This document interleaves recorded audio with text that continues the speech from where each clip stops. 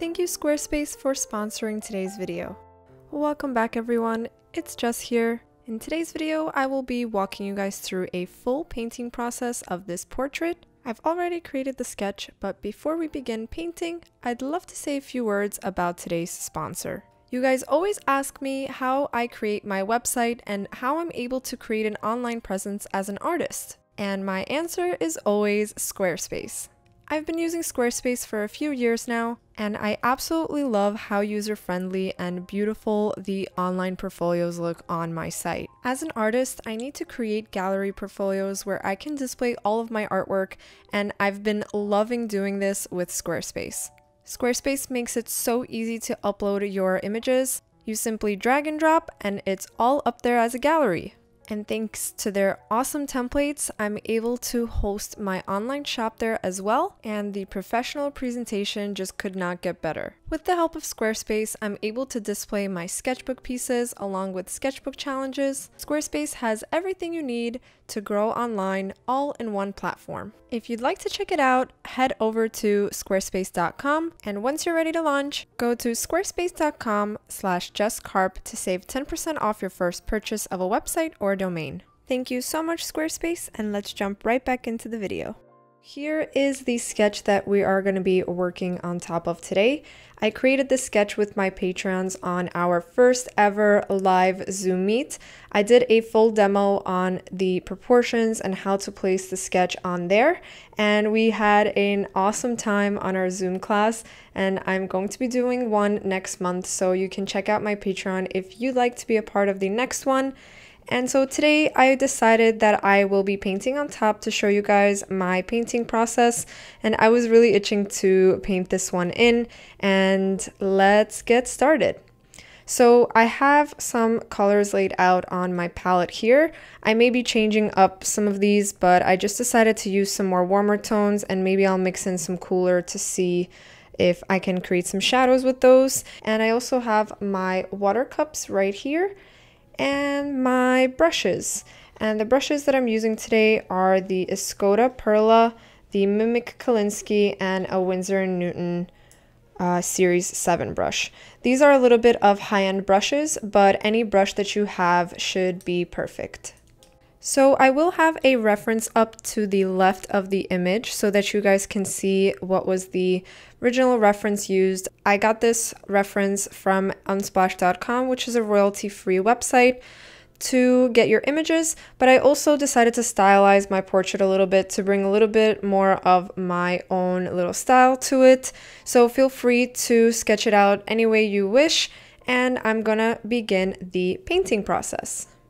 Now I'm going to be using gouache and watercolor today, so I'm going to be structuring my process based on that medium, but this really applies to any wet medium, so I really hope you find it helpful, and let's begin. Since this is a watercolor pencil drawing, I used this red Stabilo watercolor pencil. I usually sketch out with the Colorase, but I decided I would try what it would be like to sketch out some watercolor pencil on top of the watercolor paper. So the process is going to be slightly different, but I'll still walk you guys through how I do my paintings.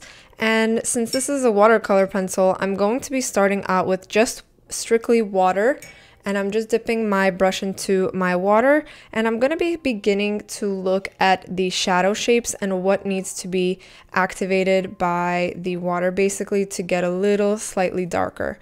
And I'm going to move very, very slowly and begin to add some deeper values by simply dabbing my paintbrush into the water and activating the watercolor pencil. Now don't worry, we're going to be working in a lot of layers today, so it may seem a little harsh at first, but after I will be layering and layering, and it will look great. And things will begin to fall into place. Art is all about trusting the process. So if you are painting along or sketching along, you will be surprised on what you can create.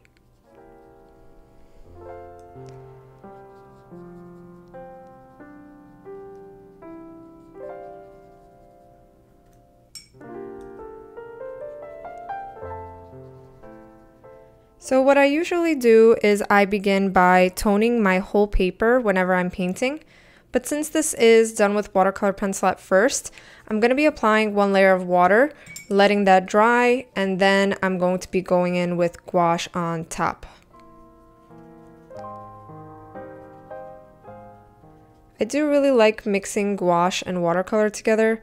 I do love mixed media, and this is actually one of the first times that I'm using some watercolor pencil under, but I'm really liking how it can create some texture.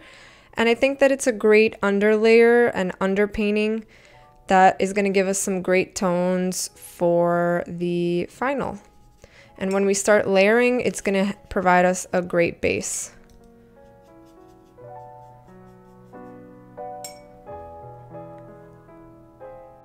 I also just want to show you guys how I am drying off my brush the excess water on a paper towel to make sure that there's not too much water going on my painting. And I'm trying to stay clear of the highlights, even though I will be adding them onto my painting with my gouache later, but so that I know and have a plan for when I am creating those. If you ever have too much water that comes out of your brush, you can always just quickly absorb it by wiping it off on your paper towel. And then you can try to save the painting, but you must act quickly since water travels quickly.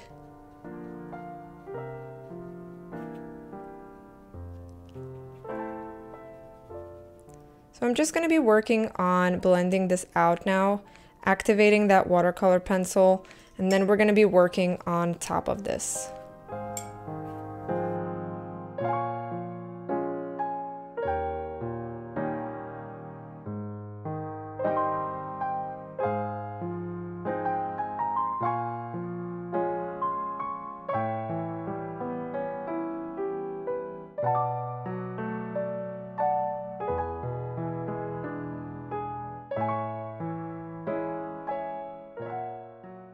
So as you guys can see, I'm really just focusing in on the shadow shapes and activating the actual watercolor pencil with my water.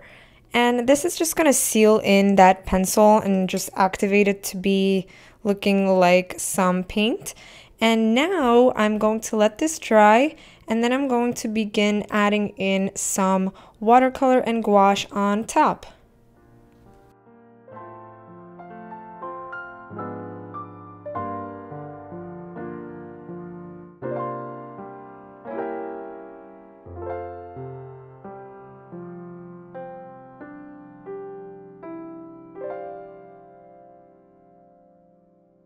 As the painting is drying, I'm making sure to really assess where the angles are of the portrait. So really pay attention where the actual angles lie around the edges of the portrait, as well as the nose, mouth, and eyes. And I really like to think about the planes being parallel. So I'm really looking if the measurements all align. So if you are sketching along or whenever you're creating portraits, I definitely recommend really taking your painting or your drawing and looking at it from afar to make sure that all of your measurements are there, and that way you are really paying close attention to the foundation of your drawing or painting. And that way, once they are there, and I'm also beginning to think about it as I'm going to begin painting, because I want to make sure that the shapes are going to be there for the shadows as well. And the same goes for the highlights. Painting is slightly beginning to come off of the table. So what I'm going to do is I'm going to take my masking tape and just tape off the sides so that it stays put. And we should be good to go to begin painting with gouache and watercolor. So when it comes to the consistency of paint, you can actually use gouache very lightly with light opacity, meaning you can create a little bit more water, and then with watercolor you can also do the same. So I like to mix them sometimes because I do build up my opacity as I go on.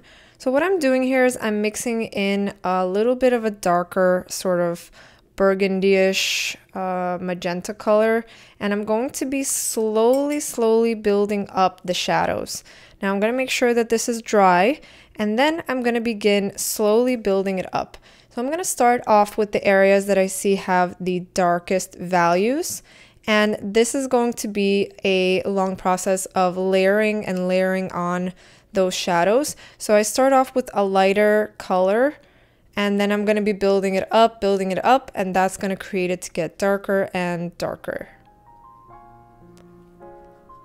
So I like to start by creating these little textures, and I'm going to be fading this up and starting to build up those shadows.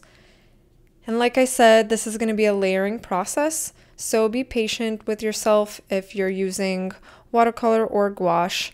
This is a really good time to just be patient and, like I said before, trust the process.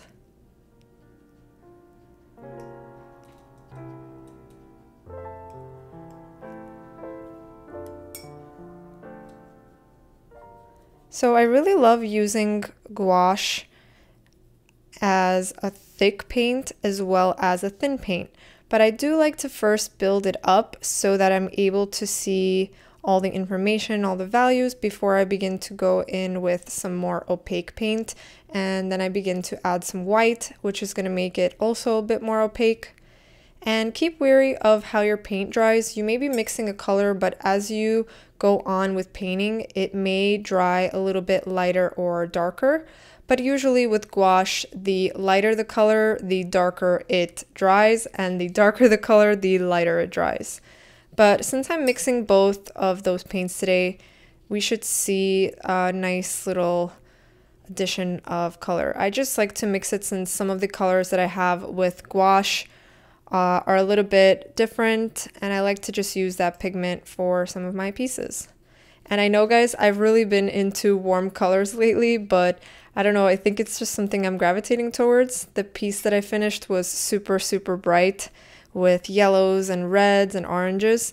So I guess this is just a little fall through with that and just continuing that. Maybe I'm going to think about using some cool colors for the next piece. So I'm just starting off with the hair, and now I'm going to begin very, very, very gradually blending it into the skin tone. You want to make sure that all your edges are always soft. Everything should be very, very, very connected, and the edges should be smooth.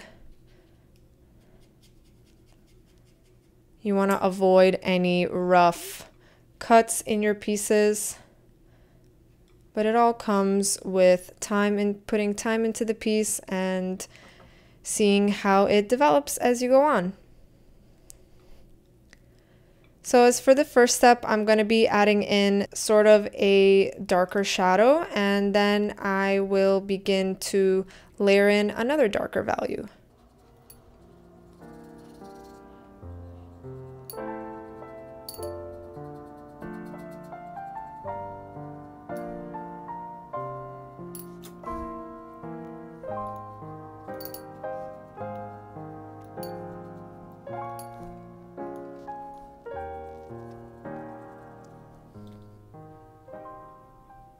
So I have this really beautiful bright pink, it's called Opera Pink, and I'm going to be putting that warmth into the nose, the ears, and sort of in the cheek area. This is a really great tip for portraits because they are a very warm area where there's really great to put some warmth into, and it looks good in portraits. So sometimes I like to exaggerate that, and that's just a personal preference.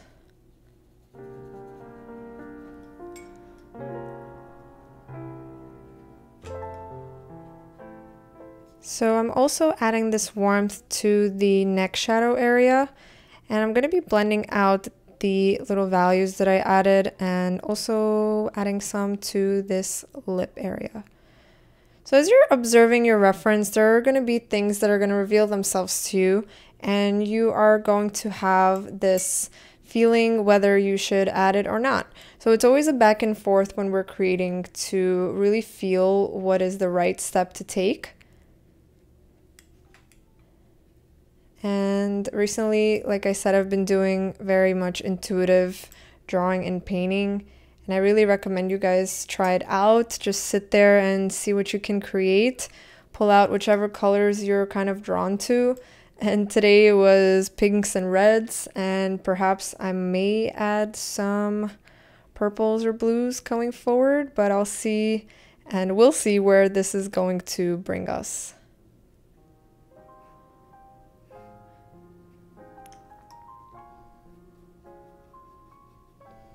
So now I'm going to be mixing in a little bit of a warmer tone. This is Marigold Yellow by Winsor & Newton, and I'm mixing it with the Opera Pink to see if I can add it a little more to the cheek area. And as soon as I'm putting down this color, I take a little water and sort of blend that out. And I try to cut each brush stroke so that I'm placing it and then letting it dry. If you are going to overwork your gouache or watercolor, it's going to either bleed through or create sort of like a hole. So I really recommend working quickly on blending out that area and then simply letting it dry, and then you can always return to it and add more to it.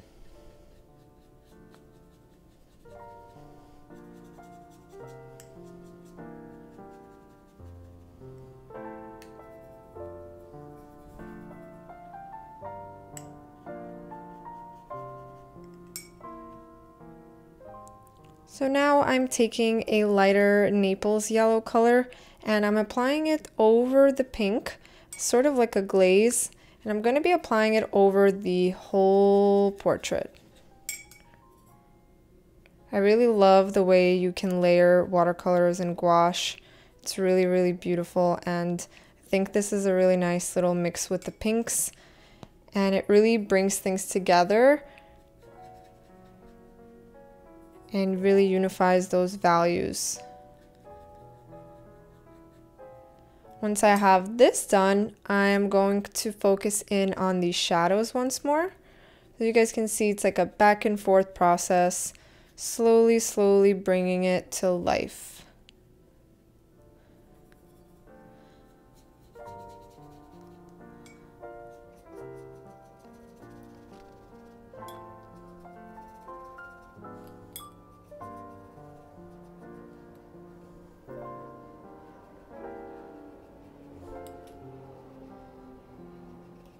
So I just want to quickly mention, just in case you've been wondering how come I leave the light highlights as shapes.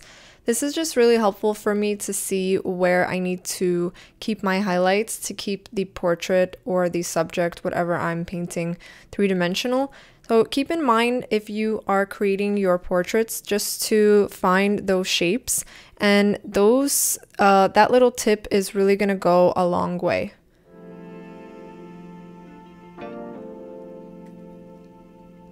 As you can see in the reference, there is a shadow in this cheekbone area, and I'm really trying to make it nice and soft, making sure that it matches on the other side as well. And I like to make that part a little bit warmer than the rest because it just provides that little rosy cheek. So that's what I'm doing at the moment. And then I'm gonna let it dry and add some more layers of shadows.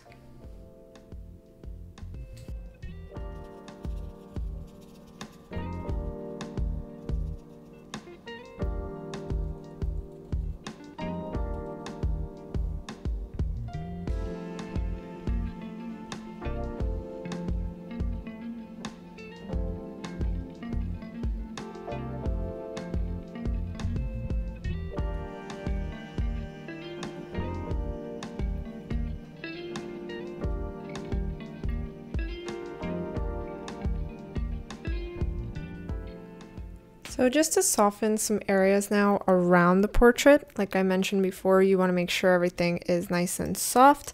I'm just going to be running some water through the edges into the background.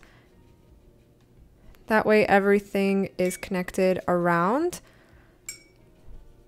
I'm working relatively quickly here to make sure I'm able to blend it so that it doesn't bleed too much.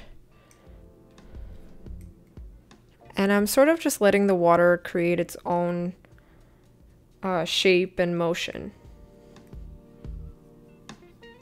If you ever feel that an area looks a little bit too wet, you can always take your paper towel and lightly dab to take away any excess water that may have accidentally gotten there.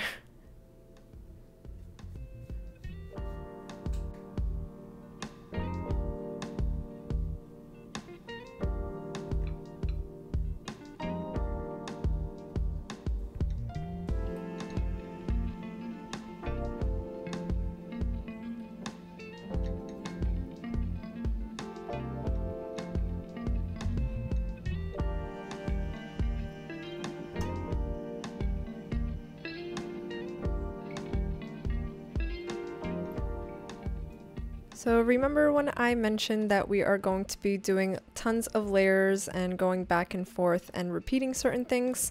So here I am just repeating a warmer tone that I'm placing over the portrait, and I made sure the layer under was dry completely, and then I'm able to layer on some brighter, warmer colors. I'm focusing this color basically for the midtones that I see, and it's a really nice way to transition into the other colors that I have. I'm also making sure I apply a very light pressure to my brush to make sure that I'm not actually lifting up the other layers that are underneath.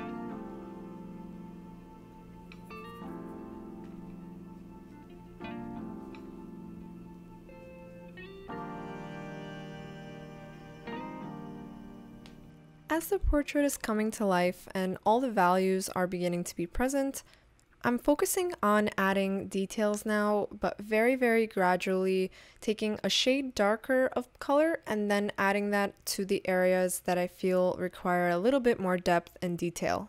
I also repeat by adding some midtones and darker values into the overall portrait, and then I observe the reference carefully and pick and choose which detail I'd like to add.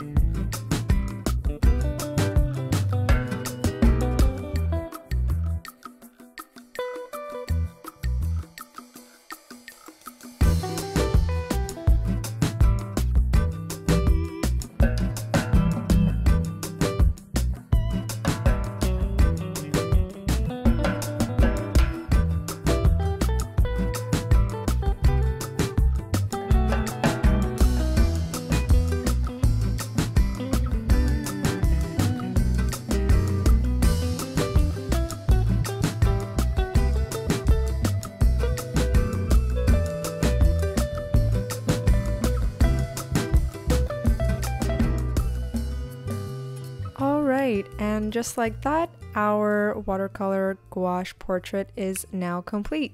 Thank you so much for watching this video, and if you enjoyed, be sure to give it a thumbs up and leave a comment below. If you enjoyed the real-time videos, be sure to check out my Patreon because we do them every single month. And don't forget to subscribe to the channel so you don't miss out on any new videos. Stay creative, and I'll see you in the next one. Bye!